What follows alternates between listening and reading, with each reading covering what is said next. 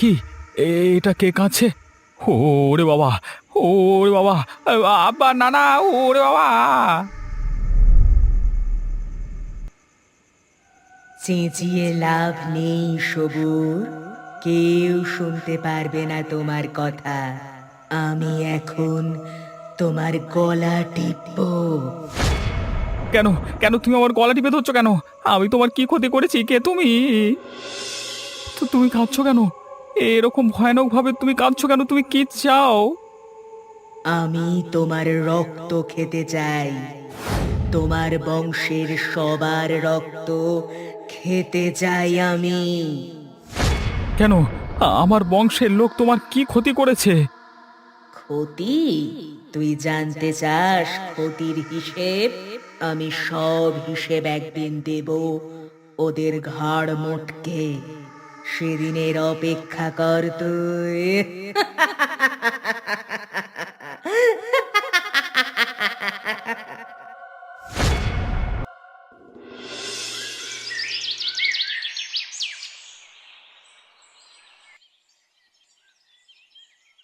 কি হলো সবুর?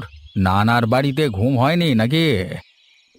সত্যি কথা তো, তোর মুখটা এরকম শুকনো লাগছে কেন রে সবুর? কি হলো রে, আবার লজ্জা পেতে শুরু করলি নাকি? নানা বাড়িতে এসে কি রে? এই কালকে রাতে ভয়ে আমার ঘুম হয়নি। এত বড় ছেলে হয়ে ভয় পাচ্ছিস, এ কি কথা রে? ভয় আমি এমনি এমনি পাইনি। কালকে রাতে ঘুমের মধ্যে হঠাৎ করে আমি জিনের হাসি শুনেছি ঘরের মধ্যে। এই ঘরে জিন আছে, তোমরা আমাকে আগে বলনি কেন? তোমরা কি চাইছিলে আমি এই ঘরের মধ্য থেকে ভয় পাই? তোর কি মাথা খারাপ হয়ে গেছে সবুর? আমাদের ঘরের মধ্যে জিন থাকবে? তুই কি পাগল হলি? পাগল আমি হইনি, পাগল তোমরা হয়েছো। পরিষ্কার আমি জিনের হাসি শুনেছি, আর সে এসে বলেছে যে আমাদের বংশের সবার ক্ষতি করবে। এতদিন আমরা এই বাড়িতে আছি, কোনোদিন কোনো বিপদ আপদ হয়নি।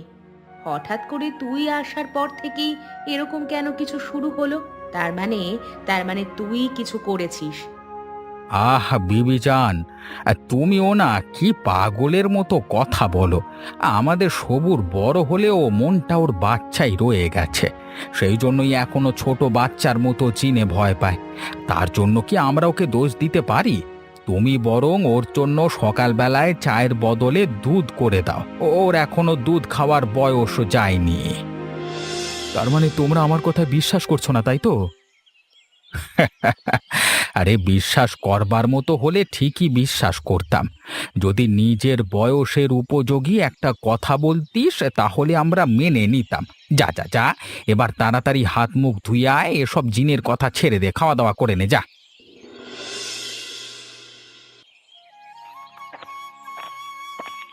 আরে সবুর ভাইজান, চোখ কি আকাশে তুলে পথ চলছো নাকি?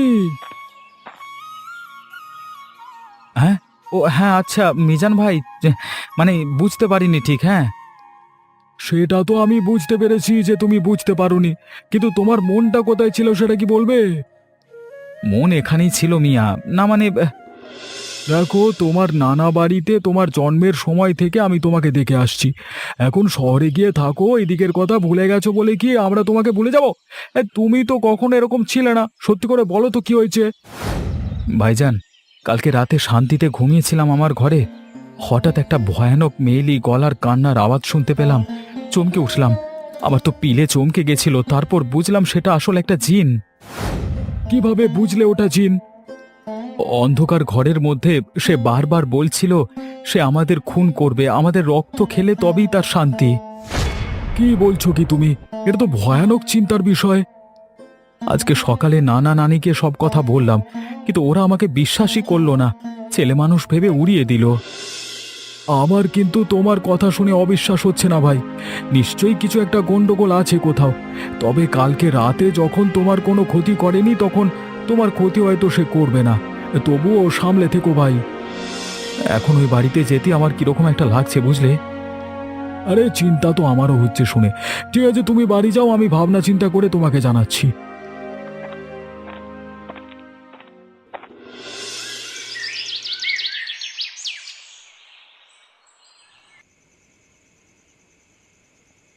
তুমি জানো না গ্রামে সবুর এসেছে? সবুর এসেছে? তাহলে ওকে একদিন আমাদের বাড়িতে নেমন্তন্ন করলে না কেন? ওর যা অবস্থা তাতে এদিকে আসবার অবস্থা নেই। কেন, কি হয়েছে ওর? আজকে দেখা হয়েছিল, দেখলাম যে ওর অবস্থা খুব খারাপ। আরে, তখন থেকে তাহলে অবস্থা খারাপ করে যাচ্ছ কেন? বলবে তো হয়েছেটা কি? মামার বাড়িতে এসে নাকি জিনের পাল্লায় পড়েছে, বুঝলে? কি বলছোটা কি তুমি? ওদের মামার বাড়িতে ভূত আছে নাকি? এমনিতে নাসির সাহেবকে গ্রামের অনেক লোক ভয় পায়, তবে নাসির সাহেবের নামে ভূতেরাও ভয় পায় কিনা তা তো জানা নেই। কতবার একটা ছেলে বলছে যখন, কিছু তো একটা ঘটছেই, এমনি এমনি তো আর বলবে না।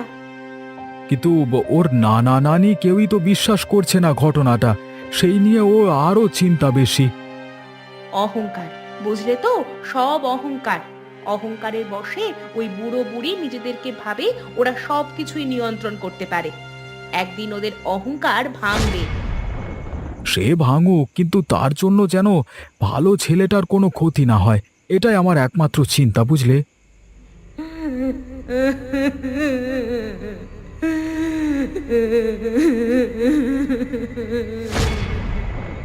ওগো, ওগো, ওটা কিসের কান্না?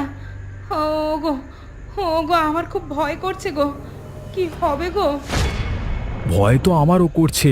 আমাদের বাড়িতে হঠাৎ করে এরকম উপদ্রব কেন শুরু হলো? আমি তো কিছু বুঝতে পারছি না। আমার খুব ভয় করছে গো।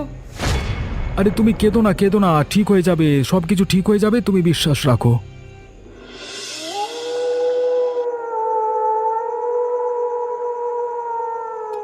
তোমার কি মনে হয় বিবিজান, সবুর পাগল হয়েছে? আমার তো মনে হয় সবুরের শাদির বয়স হয়েছে। ঠিকঠাক একটা নেকা করানো জরুরি বলে মনে হচ্ছে এরপর। না হলে জিনের কান্না ওর কান থেকে যাবে না। এই বয়সটাই এরকম, কত রকম কান্না শুনবে। কি জানি আজ রাতে কিসের কান্না শুনছে। এইটুকু বয়সে যে এরকম পাগল হয়ে যাবে, এটা তো কোনোদিন ভাবিনি। এটাও বড় চিন্তার বিষয় আমার। চারপাশে আমার এত নাম ডাক, শেষ পর্যন্ত কিনা একমাত্র নাতি আমার নাম ডোবাবে। ওটা ওটা কিসের ছায়া গো? তোমার মধ্যেও কি সবরের আত্মা ভর করলো নাকি? তুমি আবার রাতের বেলায় কিসের ছায়া দেখতে পাচ্ছ? ওই দেখো না, দেয়ালে। তোমার কি চোখ নেই নাকি? দেখতে পাচ্ছ না? সত্যি তো, ঘরের মধ্যে তো আমরা দুজন ছাড়া আর কেউ নেই। তাহলে ওটা কিসের ছায়া? কে ঘরের মধ্যে কে ঢুকেছে? এক্ষুনি বলো, আমি কিন্তু মেরে ফেলবো। আমার নাম নাসির মোল্লা।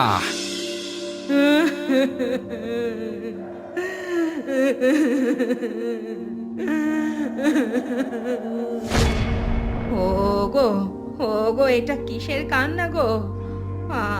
আমার খুব ভয় করছে। ও আম্মা গো, তুমি কোথায় গো? তুমি এসে আমাকে রক্ষা করো গো। হে আল্লাহ, এ কি উড়ে বাবা!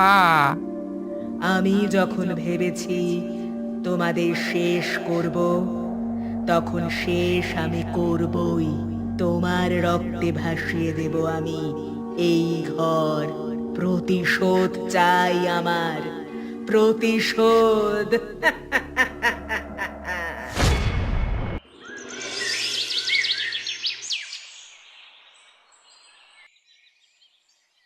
না না নানি, আজকে যে তোমাদের বড় চিন্তিত দেখাচ্ছে, কিছু হয়েছে নাকি?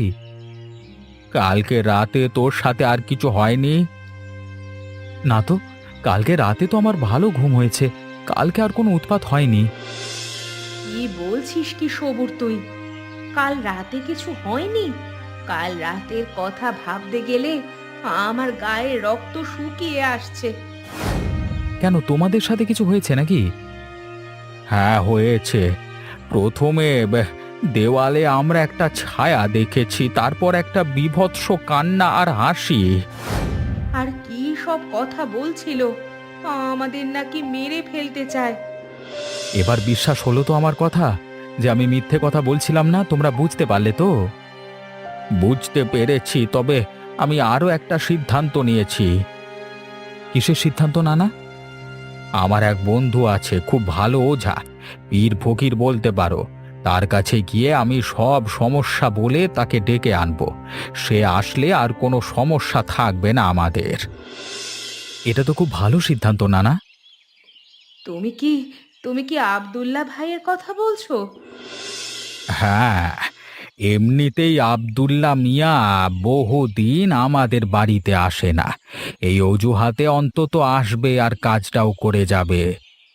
আমিও তোমার সিদ্ধান্তে খুব খুশি হয়েছি নানা। তবে যত তাড়াতাড়ি সম্ভব হয় করো, আমার আর ভালো লাগছে না এরকম পরিবেশে থাকতে।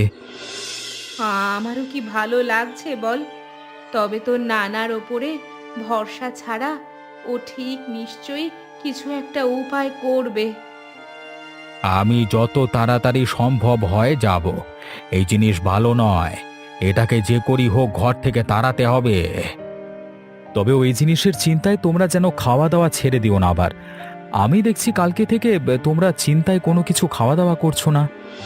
হ্যাঁ, সবুর ঠিক কথাই বলেছে। আমি চা দিচ্ছি, তুমি খেয়ে নাও। তারপর একসাথে সবাই মিলে নাস্তা করা যাবে। তাড়াতাড়ি দাও, আজকে সম্ভবত আব্দুল্লাহ থাকবে না। কালকে আমি ওর বাড়িতে যাবই। এই ঝঞ্ঝার যত তাড়াতাড়ি সম্ভব তত তাড়াতাড়ি মুক্তি করতে হবে আমাদের। ঠিক আছে, এখন তুমি খেয়ে নাও।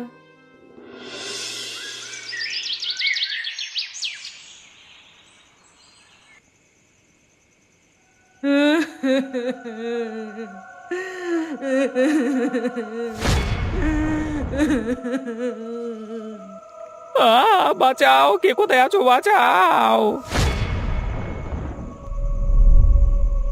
কেউ বাঁচাবে না তোকে, কারণ তুই শয়তানের পরিবারের ছেলে। কে শয়তান? আমার বাড়ির কেউ শয়তান আমি মানতে চাই না। তুই মানায় বা না মানায় কিচ্ছু আসে যায় না। দুদিনের ছেলে, তুই কিচ্ছু জানিস না। আমি জানি না, তুমি ভালো জানো আমার বাড়ির সম্পর্কে। আমার নানা নাসির মোল্লা আর নানি যান নাসরিন, ওরা খুব ভালো মানুষ।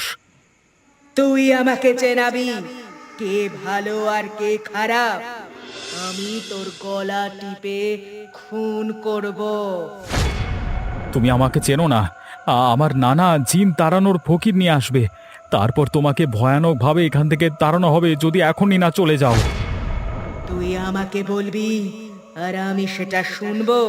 আমি জেনে ফেলেছি তোর নানা আব্দুল্লাহ ওঝাকে আনতে চাইছে, আর আমিও সেটাই চাইছি। কারণ সবগুলোর একসাথে ঘাড় মটকাবো আমি।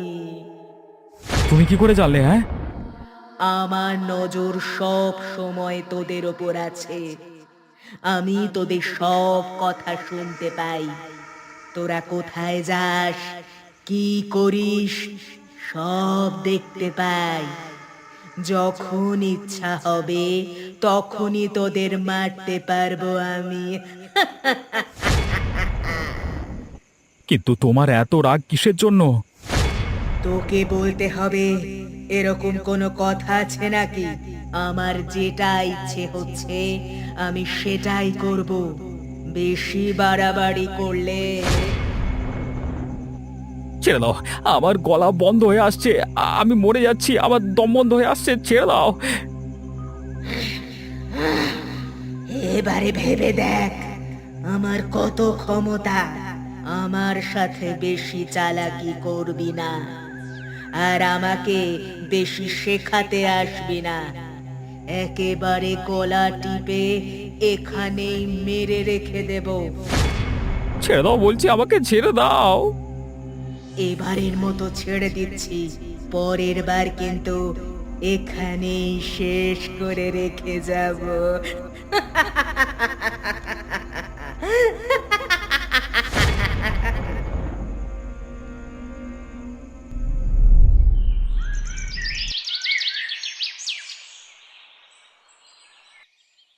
আব্দুল্লাহ মিয়া বাড়ি আছো? একটু এদিকে আসবে?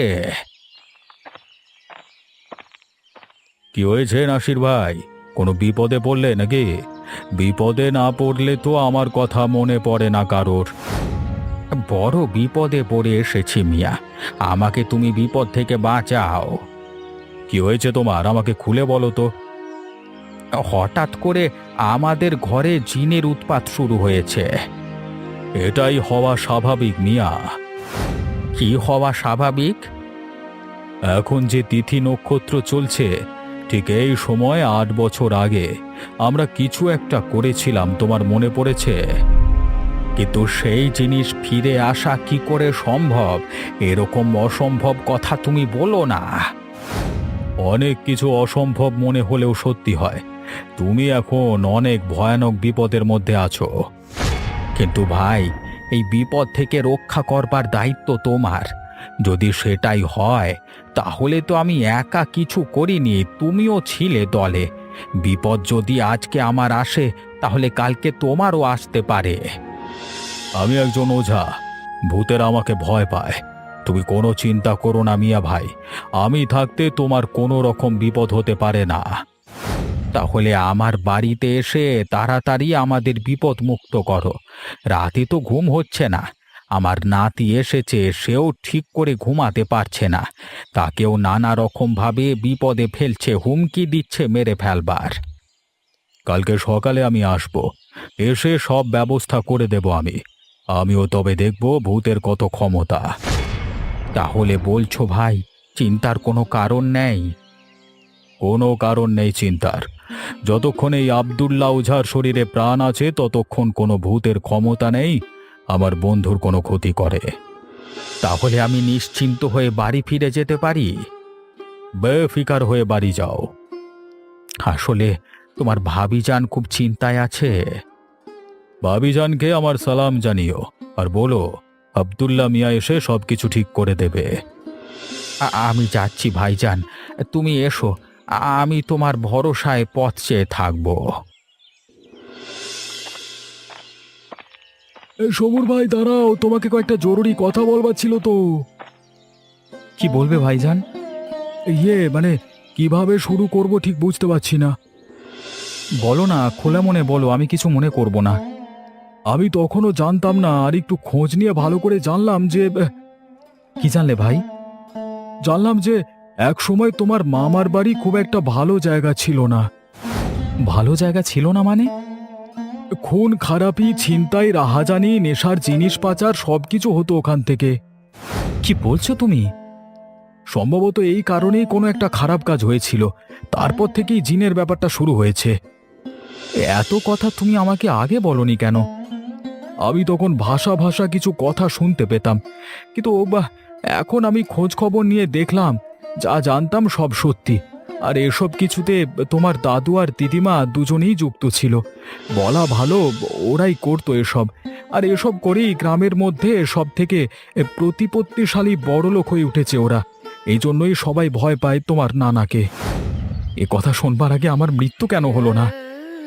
আরে মরে গিয়ে কোনো সমস্যার সমাধান করা সম্ভব নয়, বেঁচে থেকে সবকিছু করতে হবে। তোমাকে সবকিছু বলে দিলাম আমি, এবার সিদ্ধান্ত তোমার। নানা নানির উপর আমার যে ভরসা বিশ্বাস ছিল, সব আজকে ভেঙে গেল। এরপর থেকে হয়তো আমি আর কোনো দিন মামার বাড়ি আসবো না।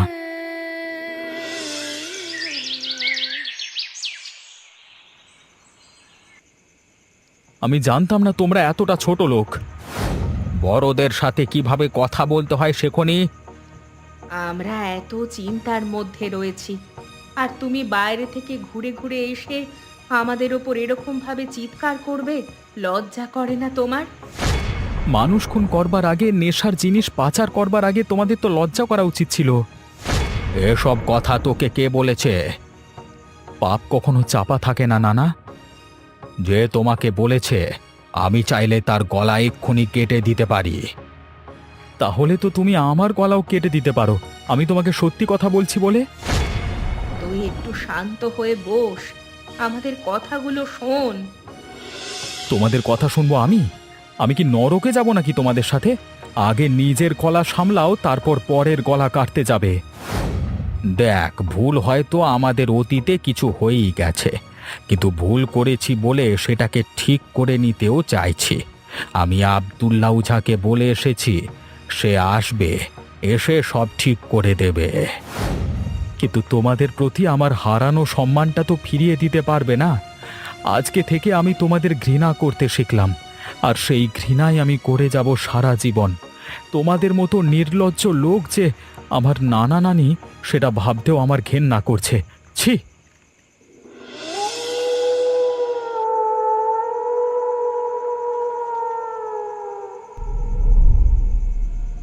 তুমি আবার এসেছো আমাকে বিরক্ত করতে।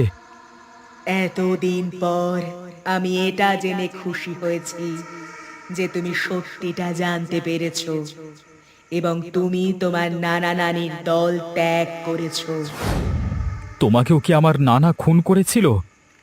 সেটা ঠিক সময় তুমি জানতে পারবে। তবে একটা কথা তোমাকে আজ বলে রাখছি, কি কথা? ওঝা এনে যদি আমাকে তাড়াতে চায়, তাহলে ওঝা সমেত সবার মৃত্যু হবে, এবং সেটা হবে ভয়ানক মৃত্যু। কিন্তু আমার কথা তো আমার নানা শুনবে না।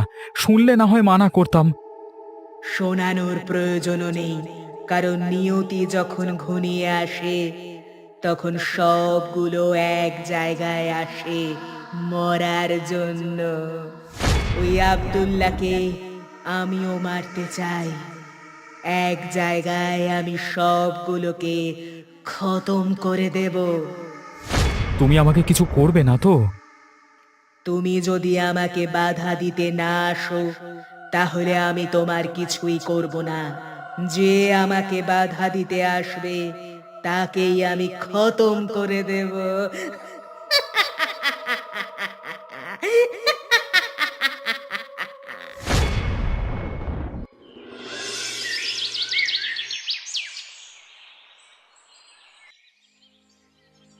কি বুঝছো মিয়া ভাই? যা ভেবেছিলাম তাই, সে ঠিক ফিরে এসেছে। যেই ফিরে আসুক, তাকে তাড়ানোর দায়িত্ব তোমার। আজকে রাতের পর থেকে আর কিছু হবে না। সেই শয়তানটাকে আমি দাঁড়িয়ে ছাড়বো, আর এটাই আমার জেদ। আমার একমাত্র নাতিকে আমার বিরুদ্ধে করে দিয়েছে শয়তান। যদি একবার ওকে দেখতে পেতাম, তাহলে আবারও ওকে উচিত শাস্তি দিতাম। আপনি আপনি এমন করে করবেন মিয়া ভাই, যেন আরো কোনো দিন ফিরে আসতে না পারে। এই আব্দুল্লাহর উপরে তোমরা ভরসা রাখো। যখন একবার বলেছি তখন আমি সেটাই করে ছাড়বো। পুরোপুরি ভরসা আছে তোমার ওপরে, আর সেজন্যই তো নিশ্চিন্তে আছি। আমার যে জিনিসগুলো লাগবে সেই জিনিসগুলো আমাকে এক্ষুনি জোগাড় করে দাও। যা যা বলবে এক্ষুনি জোগাড় হয়ে যাবে। তুমি শুধু তোমার উপাচার ভালো করে করো।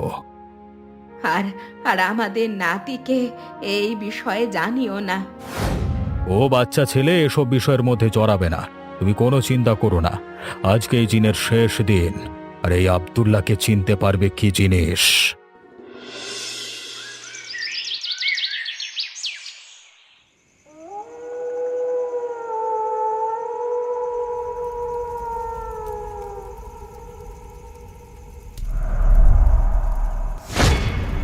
আল্লাহ গো, আমাকে ছেড়ে দাও, ওরে বাবা, ছেড়ে দাও, ওরে বাবা রে। ছাড়বো বলে তো ধরিনি তোকে। তোদের সবগুলোকে এক জায়গায় করেছি আমি মারবো বলে। তবে মেরে ফেলবার আগে আমি জানতে চাই, কি কারণে তুমি এরকম করছো? আমি এই বাড়িতে কাজ করতাম। আমার নাম ছিল রহিমা। আমি এই শয়তানদের পাপ কাজ সব জেনে গিয়েছিলাম। তাই আমাকে একদিন এরা টুকরো টুকরো করে কেটে জলে ভাসিয়ে দেয়। আমি মরার আগে বলেছিলাম আমি ফিরে আসবই, আর আজ আমি ফিরে এসেছি তোদের মারবো বলে। কিরে আব্দুল্লাহ, তুই তো মেরেছিলিস আমাকে। ছেড়ে দাও, ছেড়ে দাও।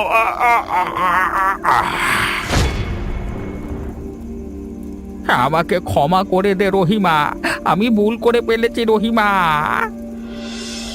আমাকে আমাকে ক্ষমা করে দাও, জানে বাঁচিয়ে দাও আমাকে। আমি কাউকে ক্ষমা করার জন্য আসিনি। আমি এসেছি তোদের শাস্তি দিতে।